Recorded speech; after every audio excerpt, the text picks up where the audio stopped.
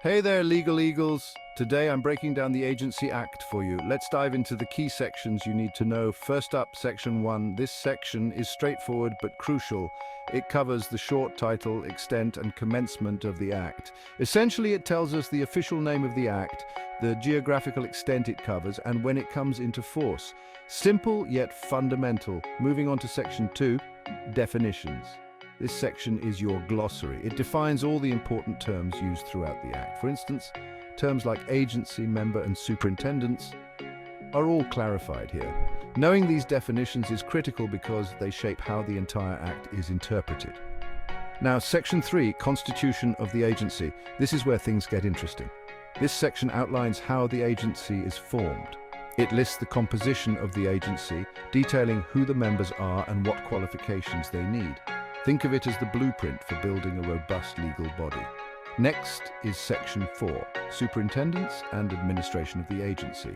This section explains who oversees the agency and how it should be administered. It's about the chain of command and operational procedures. Essentially, it ensures that there's a clear hierarchy and that the agency runs smoothly. Finally, Section 5, Powers of the members of the agency. This is where the Act gets its teeth. It delineates the specific powers granted to the members. Whether it's decision-making authority, enforcement capabilities, or administrative powers, this section lays it all out. Power to amend the schedule. This section grants the authority to modify the existing schedules attached to the legislation.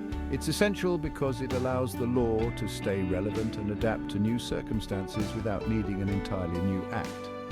Think of it as a way to tweak the details without overhauling the entire framework. Next, Section 7, Delegation of Powers. This section is all about efficiency. It allows the governing body to delegate certain powers to subordinate officers or authorities. Essentially, it means that not everything has to go through the top brass. Delegation is crucial for smooth and swift decision-making within the legal framework. Moving on to Section 8, Indemnity. This is a protection clause for individuals acting under the Act. It ensures that if they are performing their duties in good faith, they won't be held personally liable for their actions. Indemnity clauses are vital for encouraging officials to perform their duties without fear of personal repercussions. Then there's Section 9, Power to make rules. This section gives the authority to lay down the rules necessary for the implementation of the Act. These rules provide the detailed procedures and guidelines for effectively enforcing the law. It's like having a detailed manual to navigate the broader strokes of the legislation. Lastly, Section 10, Repeal. This section allows for the removal of outdated or conflicting laws from the statute books.